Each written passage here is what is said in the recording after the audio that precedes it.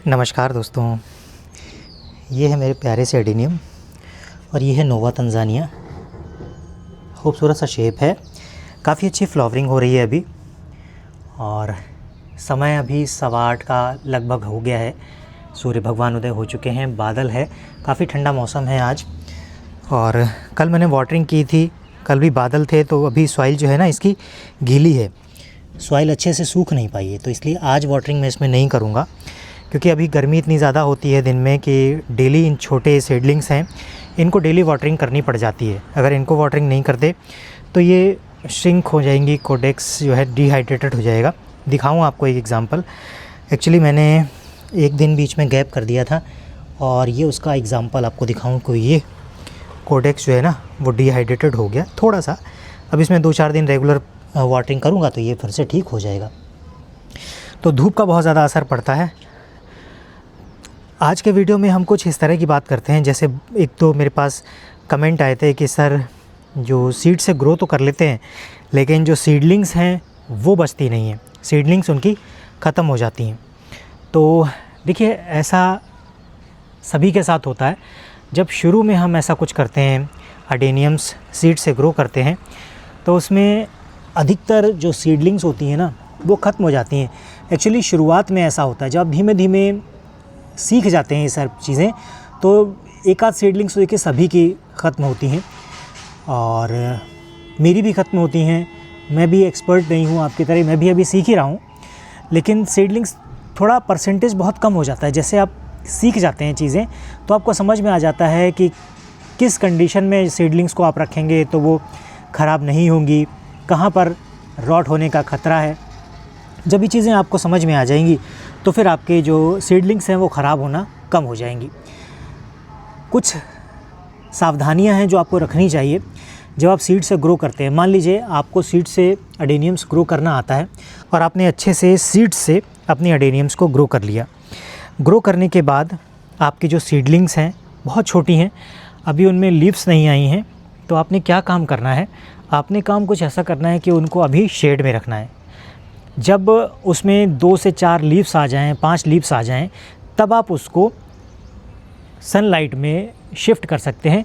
कोशिश करें कि सेमी शेड सनलाइट हो या फिर हल्की फुल्की धूप आती हो, सुबह की धूप आती हो और दिन की बहुत तेज़ धूप इस समय ना आती हो। नहीं तो जो सीडलिंग्स की जो नई लीव्स होती हैं उनको जलने का ख़तरा रहता है या जो सनबर्न का ख़तरा भी रहता है, तो मल्चिंग करनी पड़ेगी फिर आपको। या तो अगर आप धूप में रख रहे हैं तो फिर उसे कोडेक्स को ढक दीजिए मल्चिंग से, तो ऐसा कर सकते हैं। नहीं तो आप हल्की धूप में रखिए, सुबह की धूप में रखिए। उससे क्या होगा, आपके अडेनियम्स धूप के लिए थोड़े हैबिचुअल हो जाएंगे या उनमें कहते हैं कि ना कि आदत पड़ जाएगी धूप में उनको रहने की। और जैसे जैसे उनका कोडेक्स थोड़ा मजबूत होगा वैसे वैसे धूप को सहने की शक्ति उनमें बढ़ जाएगी, तो फिर आपके अडेनियम्स जलेंगे नहीं, ख़राब नहीं होंगे। बस ध्यान आपको इतना ही रखना है कि शुरुआत में जब आपने सीड से आप अडेनियम ग्रो कर लेते हैं तो फिर आपको उनको तब तक शेड में रखना है जब तक उसमें 5 से 6 लीव्स ना आ जाएं। इस चीज़ को आप ध्यान रखेंगे तो फिर आपका जो सीडलिंग्स है वो नहीं मरेंगे। उसमें क्या करना है, बस इतना ही ध्यान रखना है, वाटरिंग आपको टाइम से करनी है। बहुत ज़्यादा पानी, मान लीजिए आपने सिर्फ कोकोपीट में लगाया है और उसमें आप वाटरिंग कर रहे हैं, बहुत ज़्यादा वाटरिंग कर रहे हैं, जैसे ही ऊपर की हल्की लेयर आपको लगता है थोड़ी सी ड्राई हो सकती है तो आप वाटरिंग कर देते हैं। इससे क्या होता है, सीडलिंग्स ख़राब हो जाते हैं, ख़राब होने का ख़तरा बढ़ जाता है। या फिर आपने सैंड में भी लगाया है और सैंड में लगाने के बाद भी आप उसमें डेली बहुत ज़्यादा वाटरिंग दे रहे हैं तो भी आपके सीडलिंग्स ख़राब हो सकते हैं।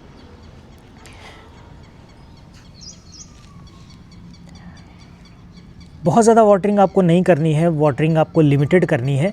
मैंने आपको बताया था वेदर बहुत ज़्यादा मायने रखता है आपके एडेनियम्स या आपकी सीडलिंग्स की ग्रोथ के लिए। तो मौसम अगर आपका एनवायरनमेंट आपके अनुकूल है तो ये चीज़ें बहुत आसान हो जाती हैं। लेकिन अगर थोड़ा सा भी आपका वातावरण आपके अनुकूल नहीं है तो फिर थोड़ा मुश्किल होता है, उसमें आपको मेहनत ज़्यादा करनी पड़ती है। मेहनत इन द सेंस ध्यान ज़्यादा रखना पड़ता है। जैसे ये सीडलिंग्स हैं, ये छोटे सीडलिंग्स हैं, अब इस कंडीशन में ये आ गए हैं कि इनमें बहुत कम सीडलिंग्स हैं जो ख़त्म होने वाले हैं अगर इनमें वाटरिंग ज़्यादा नहीं की तो। वाटरिंग अगर आप ठीक से करते हैं तो कुछ सीडलिंग्स हैं जिनकी ग्रोथ नहीं होगी, जो बहुत धीमी ग्रोथ लेंगे या जो डेड हो जाएंगे। बाकी सीडलिंग्स जिनकी नॉर्मल ग्रोथ आपको दिख रही है सबकी एक जैसी, वो सीडलिंग्स नॉर्मल ग्रोथ लेंगे और अच्छे बढ़ेंगे और जल्दी ही मैच्योर एडेनियम में बदल जाएंगे। लेकिन बहुत सारे सीडलिंग्स ऐसे होते हैं जो बहुत ज़्यादा नहीं बढ़ते, बहुत धीमे धीमे ग्रोथ लेते हैं, मतलब उनमें कुछ जेनेटिकली कुछ इशू रहता है जिस वजह से वो ग्रोथ नहीं पकड़ पाते और बहुत अच्छा रिज़ल्ट आपको नहीं मिलता। लेकिन सभी के साथ ऐसा नहीं होता, बहुत रेयर ऐसा होता है। और मेरे यहाँ पर सीडलिंग्स हैं, देखिए सभी अच्छी ग्रोथ पर हैं। और इनको मैं आपको बताऊँ, ये जो सीडलिंग्स आपको पीछे रखे हैं, जो ओबेसम के सीडलिंग्स आप देख रहे हैं, इन सीडलिंग्स में क्या था, मैंने इनको लगाया था और एक ट्रे में मैंने इसको सीड से लगाया था और इसके दूसरे सीड्स थे, मतलब ये तो सारे अलग थे, दूसरी ट्रे में थे। एक दूसरी ट्रे में मैंने लगा रखे तो कुछ और सीड्स थे, लगभग 100 के आसपास होंगे। तो एक यहाँ पर इंसेक्ट रहता है, बरसात के समय वो रहता है और वो टिप से प्लांट को खाना शुरू करता है और वो मेरे ख्याल से रात में वो आधे से ज़्यादा प्लांट खा लेता है। मैंने ऐसा महसूस किया और मैंने ये भी देखा है कि छोटा कीट रहेगा और वो जब आपके प्लांट को खाना शुरू करेगा तो प्लांट को जैसे ही आपको खाता जाएगा और वो धीमे धीमे मोटा होता जाएगा। और मतलब मैंने ऐसा देखा है, बाकी कितना सही है कितना नहीं मुझे आइडिया नहीं है, लेकिन मैंने ऐसा महसूस किया और मुझे ऐसा लगता है, तो इसलिए मैं आपके साथ शेयर कर रहा हूँ। तो उसने मेरे 50 से 60 प्लांट जो थे वो सीडलिंग्स थे, जो सीड से ग्रो हुए थे, तुरंत जर्मिनेट हुए थे, उनको 2-3 दिन में ही सारा उसने खा लिया। और जब मैंने उसको चेक किया तो आधे से ज़्यादा सीड्स उसने खा चुके थे। बाकी मैंने फिर उस कीट को हटाया वहाँ से और उन प्लांट्स को फिर मैंने एक अलग से बैग, जैसे ये बैग दिख रहा है ना, इस तरह के बैग में, ये ग्रो बैग में इस तरह से शिफ्ट कर दिया। तो इस तरह से बरसात के समय में थोड़ा सा मुश्किल रहता है आपको अपने सीड से को इस तरह के इंसेक्ट से बचा पाना। अगर आप इंसेक्टिसाइड वगैरह इस्तेमाल करते हैं तो वो आपने करना ज़रूरी हो जाता है, तो तभी वो कीट वगैरह दूर रहेंगे। तो सिंपल सा मैंने बताया। देखिए, आप एक छोटा सा प्रोसेस आपको शॉर्ट में बता देता हूँ। मान लीजिए आप सीड ग्रो कर रहे हैं कोकोपीट में, कोकोपीट लगाई, सीड्स डाले, सीड्स जर्मिनेट हो गए। जर्मिनेशन के बाद आपने उनको शेड में रखना है। शेड में तब तक आपने रखना है जब तक कि उनमें 5 से 6 लीव्स ना आ जाएँ। जब लीव्स आ जाएँ तो फिर आप सॉइल मीडिया तैयार कीजिए, वर्मी कंपोस्ट लीजिए, रिवर सैंड लीजिए और कोकोपीट ले लीजिए। क्योंकि छोटी सीडलिंग्स हैं, आप उनको लगाना है तो कोकोपीट ले सकते हैं, और नहीं तो आप कोको चिप्स, अगर थोड़ी बारीक वाली है तो कोको चिप्स ले सकते हैं, वो सबसे बेस्ट रहेगी। लेकिन नहीं है तो कोकोपीट ले सकते हैं, लेकिन थोड़ा सा मतलब बहुत ज़्यादा बारीक कोकोपीट ना लें और ठीक ठाक साइज़ हो तो कोकोपीट आप ले लीजिए। मतलब जब आप कोकोपीट का जो ब्लॉक है उसको पानी में भिगोएंगे तो जो मोटा मोटा रहता है वो आप इसमें इस्तेमाल कर लीजिए। अगर आप चाहें तो कोको चिप्स भी कर सकते हैं। तो उसको आप सॉइल मीडिया तैयार कर लीजिए, उसमें फिर आप इन प्लांट्स को शिफ्ट कर दीजिए। शिफ्ट करने के बाद आपने 10-15 दिन इनको शेड में रखना है।